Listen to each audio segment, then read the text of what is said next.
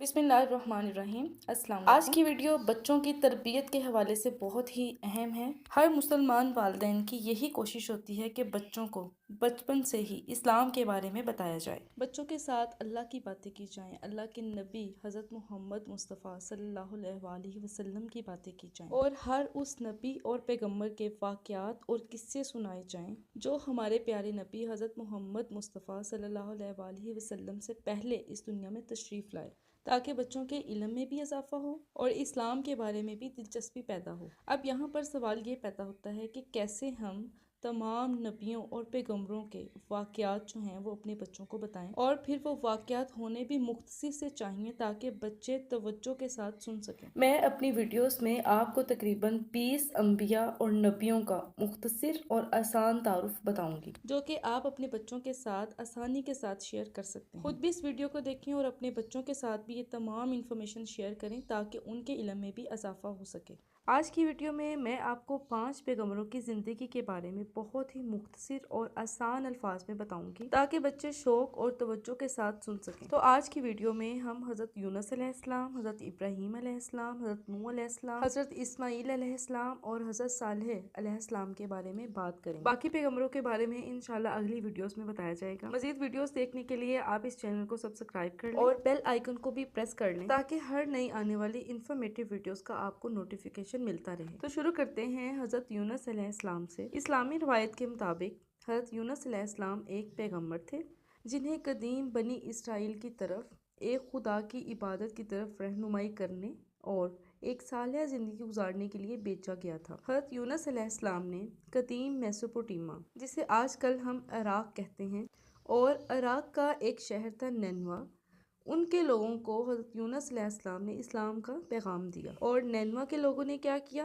हज़रत यूनुस अलैहिस्सलाम के पैगाम को रद्द कर दिया और तौबा और खुदा की तरफ रुजू करने से साफ इनकार कर दिया। मायूस होकर हज़रत यूनुस अलैहिस्सलाम शहर से निकले और जाने के लिए एक जहाज पर सवार हुए। हुआ ये कि खुदा ने समंदर में तूफान बर्पा कर दिया और जहाज के डूबने का खतरा था। जहाज पर सवार जो मल्लाह थे वो ये समझे कि ये तूफान हज़रत यूनुस अलैहिस्सलाम की जहाज में मौजूदगी का नतीजा है, इसलिए उन्होंने हज़रत यूनुस अलैहिस्सलाम को जहाज से बाहर फेंक दिया। अब हुआ ये कि हज़रत यूनुस अलैहिस्सलाम को एक बड़ी सी मछली ने निगल लिया और वो 3 दिन और 3 रात तक मछली के अंदर रहे। इस दौरान हज़रत यूनुस अलैहिस्सलाम ने अल्लाह ताला से मदद के लिए दुआ की और अहले नैनवा के खिलाफ अपने गुस्से और मायूसी के लिए माफ़ी की दरख्वास्त की। क्योंकि हज़रत यूनुस अलैहिस्सलाम गुस्से और मायूसी के आलम में शहर से निकले थे ना, अब उन्होंने क्या किया, अल्लाह ताला से माफ़ी मांगी। इसलिए कहते हैं कि गुस्सा भी नहीं करना चाहिए और मायूस भी नहीं होना चाहिए। अब हुआ क्या कि खुदा ने हज़रत यूनुस अलैहिस्सलाम की दुआ कबूल कर ली और मछली ने उन्हें ज़मीन पर उगल दिया। हज़रत यूनुस अलैहिस्सलाम इसके बाद अहले नैनवा के पास वापस आए और इन्हें एक बार फिर तबलीग की। इस बार उन्होंने इनके पैगाम को कबूल किया और अल्लाह की तरफ तौबा की। अब हम बात करते हैं हज़रत इब्राहीम अलैहिस्सलाम की। हज़रत इब्राहीम अलैहिस्सलाम जिन लोगों में मौजूद थे वो लोग बुतों की पूजा किया करते थे। अब हज़रत इब्राहीम अलैहिस्सलाम ने क्या किया कि उन्होंने अपने लोगों के बुत परस्ती के तरीकों को चैलेंज कर दिया।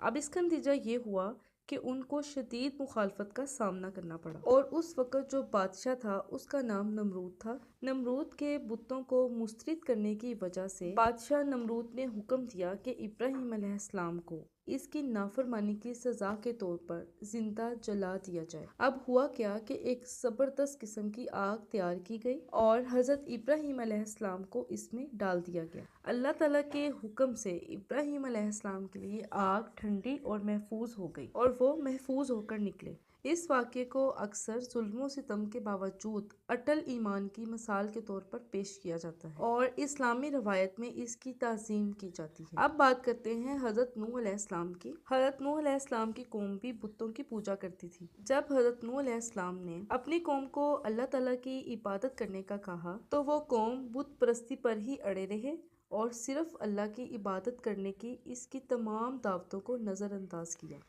तो अल्लाह ने नूह अलैहिस्सलाम को एक अजीम सैलाब की तैयारी के लिए एक कश्ती बनाने का हुक्म दिया जो ज़मीन को इसके फसाद से पाक कर देगी। अपने हम असरों के तंज के बावजूद नूह ने खुदाई रहनुमाई में वफादारी से کشتی کی تعمیر کی۔ جیسے ہی سیلاب شروع ہوا وہ تمام مخلوقات کے جوڑوں کے ساتھ ایمان لانے والوں کے ساتھ کشتی میں سوار ہوا۔ پانی بالآخر کم ہو گیا اور کشتی جوڈی پہاڑ پر آباد ہو گئی، جو زمین پر انسانی زندگی کے لیے ایک نئی شروعات کا نشان ہے۔ اب ہم حضرت اسماعیل علیہ السلام کے بارے میں بات کرتے ہیں۔ حضرت اسماعیل علیہ السلام کی قربانی کا واقعہ ایمان اور اطاعت کا ایک مضبوط ثبوت ہے۔ اس کہانی میں حضرت ابراہیم علیہ السلام کو اللہ تعالیٰ نے اپنے پیارے بیٹے اسماعیل علیہ السلام کو قربان کرنے کے حکم سے آزمایا ہے۔ ابراہیم علیہ السلام حکم پر عمل کرنے کی تیاری کرتا ہے، لیکن قربانی کے وقت اللہ مداخلت کرتا ہے اور اسماعیل علیہ السلام کی جگہ قربانی کے لیے ایک دمبا فراہم کرتا ہے۔ اللہ کی مرضی کے سامنے سر تسلیم خم کرنے کے اس عمل کو دنیا بھر کے مسلمان عید الاضحیٰ کے تہوار کے موقع پر یاد کرتے ہیں۔ اب آخر میں ہم بات کرتے ہیں حضرت صالح علیہ السلام کی۔ حضرت صالح علیہ السلام اور معجزانہ اونٹ کا قصہ اسلامی روایت میں ایک اہم واقعہ ہے۔ حضرت صالح علیہ السلام کو قوم سمود کی طرف نبی بنا کر بھیجا گیا تھا، جو اپنی بت پرستی اور بدکاری کی وجہ سے مشہور تھے۔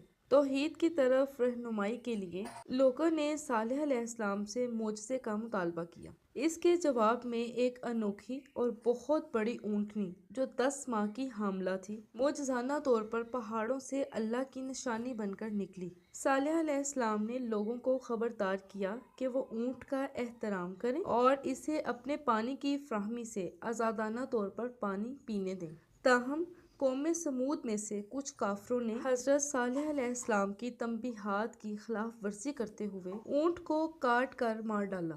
ان کا یہ عمل ان کے زوال کا باعث بنا، کیونکہ اللہ کا عذاب ان پر ایک تباہ کن زلزلے کی صورت میں آیا، جس سے تمام کافر نیست و نابود ہو گئے اور صرف حضرت صالح علیہ السلام کے وفادار پیروکار باقی رہ گئے۔ اور اس طرح یہ واقعہ نافرمانی کے نتائج اور پیغمبروں کے پیغامات پر عمل کرنے کی اہمیت کے بارے میں ایک سبق کے طور پر کام کرتا ہے۔ یہ تھی آج کی ویڈیو، جس میں ہم نے 5 پیغمبروں کی زندگی کے واقعات کے بارے میں مختصر سی بات کی۔ باقی پیغمبروں کے بارے میں انشاءاللہ آنے والی ویڈیوز میں بات کریں گے۔ اپنا بہت سارا خیال رکھیں، دعاؤں میں یاد رکھیں۔ اللہ حافظ۔